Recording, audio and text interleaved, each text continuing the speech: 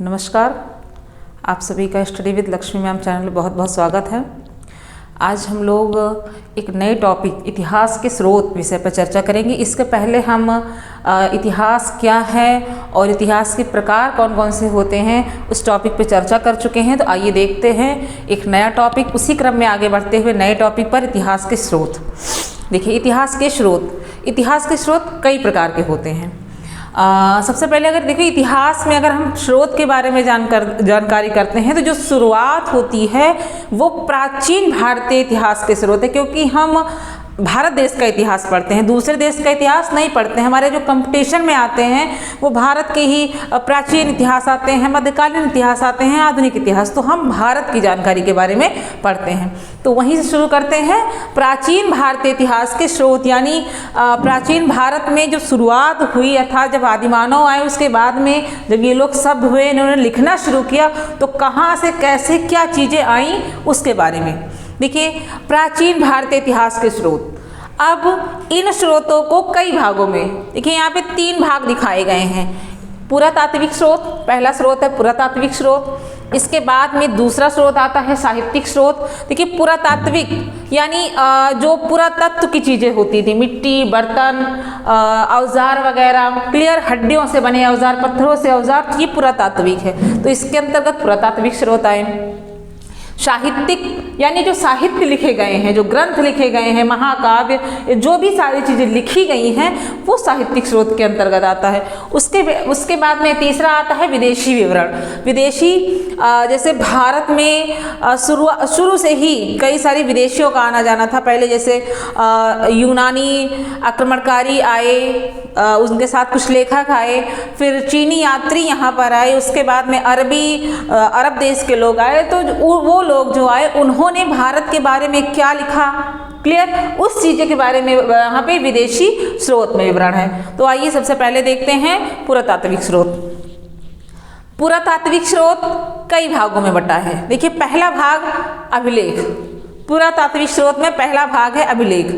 देखिए, अभिलेख में कई सारे अभिलेख हैं। जैसे आपके अशोक के अभिलेख हैं, 14 शिलालेख हैं, लघु स्तंभ है। तो कौन से अभिलेख कहाँ कहाँ मिले हुए हैं उसका विवरण इस अभिलेखों में है। जैसे आपका सबसे प्राचीन, अगर भारत के इतिहास की बात करें तो सबसे प्राचीन अभिलेख था जो एशिया माइनर में मिला था, बोगस कोई अभिलेख 1400 ईसा पूर्व में, तो उसका विवरण है।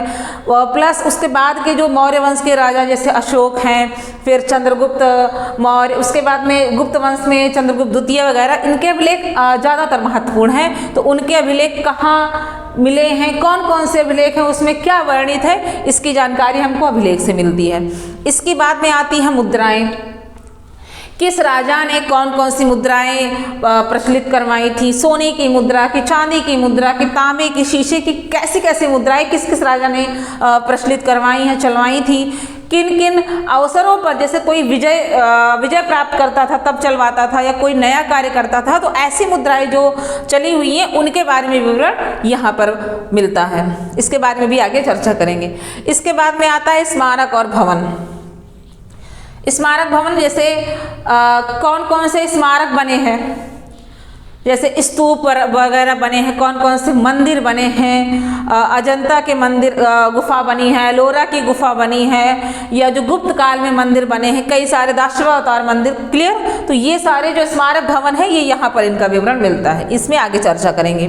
फिर चौथा आता है मूर्तियाँ और चित्रकला। देखिए, मूर्तियाँ कौन सी मूर्तियाँ, जैसे आप लोग अजंता की गुफा देखते हैं या एलोरा की गुफा, तो वहाँ दीवारों पर कई सारी चित्रकारियाँ हुई हैं। कौन सी मूर्तियाँ बनी हैं, किस काल में, कुषाण काल में कौन सी मूर्ति बनी है, तो गुप्त काल में कौन सी मूर्तियाँ हैं, ये सारे काल में कितनी मूर्तियाँ हैं, क्या है चित्रकला। अब चित्रकला क्या है, जैसे उत्तर भारत की चित्रकला क्या थी, दक्षिण भारत में कौन सी चित्रकला प्रयोग होती थी, तो उसका विवरण जो है हमें इसके अंतर्गत मिलता है। अर्थात ये पुरातात्विक स्रोत के अंतर्गत कितने टॉपिक आते हैं उसके बारे में हम आगे बढ़ते हैं। दूसरा स्रोत है साहित्यिक स्रोत। देखिए, साहित्यिक स्रोत साहित्य से संबंधित, इसमें सारी चीज़ें जो साहित्य से लिखी जाती हैं। इसमें ये 2 प्रकार के होते हैं, एक होता है धार्मिक साहित्य, दूसरा होता है लौकिक साहित्य। धार्मिक साहित्य देखिए नाम से ही स्पष्ट है, धार्मिक मतलब धर्म से संबंधित, यानी जो धर्म से संबंधित साहित्य हैं वो धार्मिक साहित्य हैं। लेकिन जो राजनीतिक व्यवस्था पे हैं, आर्थिक व्यवस्था पे हैं, सामाजिक व्यवस्था पे हैं, यानी धर्म से अलग हैं, वो धर्म का उनमें कोई उल्लेख नहीं है, वो लौकिक साहित्य के अंतर्गत आते हैं। तो पहला हम धार्मिक साहित्य देखते हैं। धार्मिक साहित्य भी दो प्रकार के होते हैं, एक होता है ब्राह्मण साहित्य, दूसरा होता है ब्राह्मणेतर साहित्य। ब्राह्मण साहित्य में जैसे ब्राह्मण धर्म जो था उससे संबंधित रिलेटेड चीजें यहाँ थी। इनका जो इनकी रचना है आर्यों के द्वारा की गई थी, जो वैदिक काल में आर्य का उल्लेख हुआ है उन्हीं के द्वारा इनकी रचना की थी, इनकी रचना भी वैदिक काल में ही की गई है। तो ये ब्राह्मण धर्म से संबंधित है, इसलिए इसको ब्राह्मण साहित्य कहा जाता है। और ये ब्राह्मण धर्म से अलग धर्म है, बौद्ध धर्म है, जैन धर्म है, क्लियर है, ब्राह्मण धर्म से अलग धर्म है, तो ये ब्राह्मण साहित्य के अंतर्गत आते हैं। चलिए, तो ब्राह्मणेतर साहित्य ब्राह्मण धर्म साहित्य से अलग। अब ब्राह्मण साहित्य में आपका पहला आता है वेद, क्लियर, पहला क्या आता है, वेद। देखिए वेद में कितने वेद होते हैं हमें उसके बारे में जानकारी मिलती है कि मतलब जैसे वेद 4 बताए गए हैं, ऋग्वेद, यजुर्वेद, सामवेद और अथर्ववेद, 4 वेद बताए गए हैं। तो हमें इसके विषय में यहाँ जानकारी मिलती है, इसके बारे में हम अध्ययन करेंगे। फिर उपनिषद कितने होते हैं, उपनिषद 108 होते हैं। तो उनके बारे में कौन कौन से उपनिषद हैं और किस किस वेद से वो उपनिषद संबंधित हैं, उनके विषय में उनमें किन किन चीज़ों के बारे में वर्णित है, क्या उनमें लिखा गया है, इसके बारे में हम उपनिषद में पढ़ते हैं। फिर ब्राह्मण साहित्य में अगला आता है पुराण। इसमें 18 पुराण बताए गए हैं। तो सबसे महत्वपूर्ण पुराण कौन सा है, सबसे बड़ा पुराण कौन सा है, छोटा कौन सा है, किस पुराण में राजा की वंशावलियां हैं, किस पुराण में क्या चीज़ें हैं, अवतार के बारे में है, वो सारी हम चर्चा पुराण में करते हैं। इसके बाद में आते हैं आरण्यक। देखिए आरण्यक क्या होते हैं, ये भी बौद्ध धर्म वेद से ही, देखिए वेद में जो है इतना आगे लिखा गया है, ये रामायण और महाभारत को छोड़कर ये जितना लिखा गया है, उपनिषद, पुराण, आरण्यक, स्मृति, वेदांग, जितना भी लिखा है, ये वेदों को सरलता से पढ़ने और समझने के लिए ही आगे इन सारी चीज़ों की रचना की गई थी। तो आरण्यक हो गया। फिर आता है स्मृति। स्मृति में आपकी सबसे पहली स्मृति और सबसे प्रसिद्ध, सबसे बड़ी मनुस्मृति है। तो इसमें क्या क्या चीज़ें हैं, किन किन चीज़ों का वर्णन है, क्या लिखा गया है, यहाँ पे स्मृति में हम इसको पढ़ते हैं। फिर आता है वेदांग। वेदांग 6 होते हैं।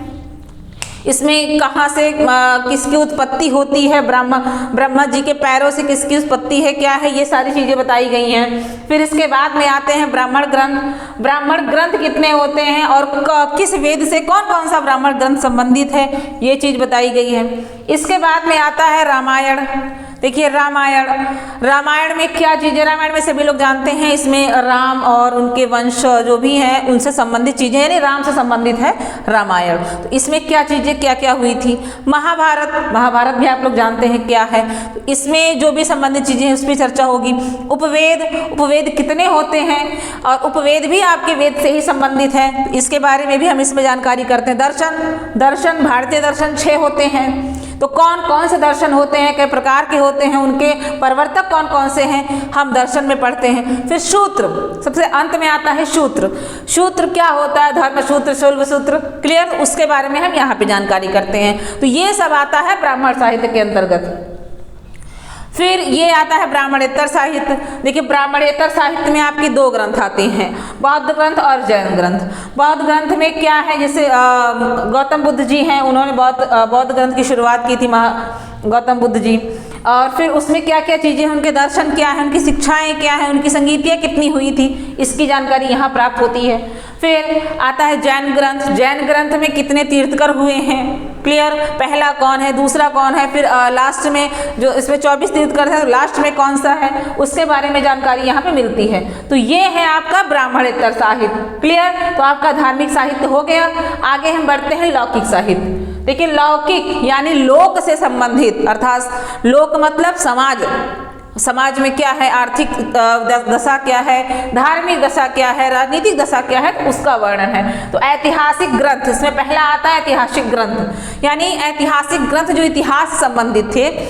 कहने का मतलब इतिहास से संबंधित का मतलब है कि उस समय की जो भी राजा रहे होंगे उनका किसी विशेष राजा की बात नहीं, जैसे सामाजिक जीवन क्या था, आर्थिक जीवन क्या था, और जो भी सारी चीज़ें हैं इसमें वर्णित है, यानी धार्मिक जीवन को छोड़ करके राजनीतिक जीवन इनमें है। जैसे अब आप अर्थशास्त्र ले लीजिए, अर्थशास्त्र आता है जिसको चाणक्य ने लिखा है, फिर आती है राजतरंगिणी जिसको कल्हड़ ने लिखा है। तो क्लियर वो सारी चीज़ें ऐतिहासिक ग्रंथ में हम पढ़ते हैं। फिर जीवनी साहित्य में आते हैं, इसमें जैसे किसी के बारे में, किसी के ऊपर लिखा गया हो, किसी की जीवन दशा के बारे में लिखा गया हो, तो ये आता है। जैसे आपका अभिज्ञान शाकुंतलम है, इसमें जो राजा दुष्यंत और शकुंतला के बारे में यहाँ वर्णन किया गया है, ये कालिदास ने लिखा था, कालिदास जी ने लिखा था। इसके बाद में उन्हीं की ही एक रचना है मालविका अग्निमित्रम, जिसमें पुष्यमित्र शुंग जो थे राजा थे, उनके पुत्र जो है अग्निमित्र और उनकी प्रेमिका मालविका के बारे में यहाँ पे वर्णन किया गया है। तो जो भी जीवनियाँ लिखी गई हैं राजा महाराजाओं के ऊपर या किसी के ऊपर, वो यहाँ जीवनी साहित्य में है। तो ये लौकिक साहित्य हो गया। तो ये हो गया आपका पूरा साहित्यिक स्रोत। इसके बाद में आपका तीसरा और अंत में होता है विदेशी विवरण, यानी विदेशी स्रोत। विदेशी स्रोत, विदेशी देखिए जो विदेशी आए थे उन्हीं के द्वारा लिखे गए स्रोत हैं। तो जो सबसे पहले भारत में जो विदेशी आए थे वो यूनानी थे और रोमन। क्लियर। तो यूनानी विदेशी आए पहले कैसे थे, ये जैसे माना जाता है कि जो सिकंदर का आक्रमण हुआ था, पहला आक्रमणकारी जो यूनान का पहला आक्रमणकारी भारत में आया था सिकंदर है। तो सिकंदर के साथ कौन कौन से लेखक आए थे या उनके बाद में कौन कौन से आए थे, जैसे मेगस्थनीज है, हेलियोडोरस है, डाइमेकस है, हेरोडोटस है। तो ये सब यूनानी लेखक हैं। क्लियर। उनके बारे में हम यूनानी लेखक में पढ़ते हैं। चीनी लेखक, उसके बाद में चीनी लेखक आते हैं। चीनी में जैसे पहला फाहियान आया था गुप्त वंश में, चंद्रगुप्त द्वितीय के समय में आए थे फाहियान, फिर ह्वेनसांग, इत्सिंग, ये सब चीनी लेखक थे। तो उन्होंने क्या क्या लिखा है भारत के बारे में, इसमें हम उसको विवरण पढ़ते हैं। तीसरा आता है अरबी लेखक। अरबी मतलब जो अरब देश से आए थे, और अरब देश से जो आए थे वो मुस्लिम लेखक थे। तो उसमें जैसे आपके अल मसूदी हैं, इब्ने बतूता हैं, अल बरूनी हैं, तो उनका जो विवरण है हम यहाँ पर पढ़ते हैं। तो ये हो गया इतिहास के स्रोत, यानी प्राचीन भारतीय इतिहास के स्रोत। नेक्स्ट हम अगले टॉपिक में पुरातात्विक स्रोत क्या होते हैं, इसके जो अंतर्गत इसका जो विवरण है हम इसके बारे में अध्ययन करेंगे, पुरातात्विक स्रोत के बारे में। और आप लोग इसका तब तक अध्ययन करिएगा, और हम फिर नेक्स्ट वीडियो में, नए वीडियो में नए टॉपिक पुरातात्विक स्रोत के साथ मिलते हैं। तब तक के लिए बहुत बहुत धन्यवाद।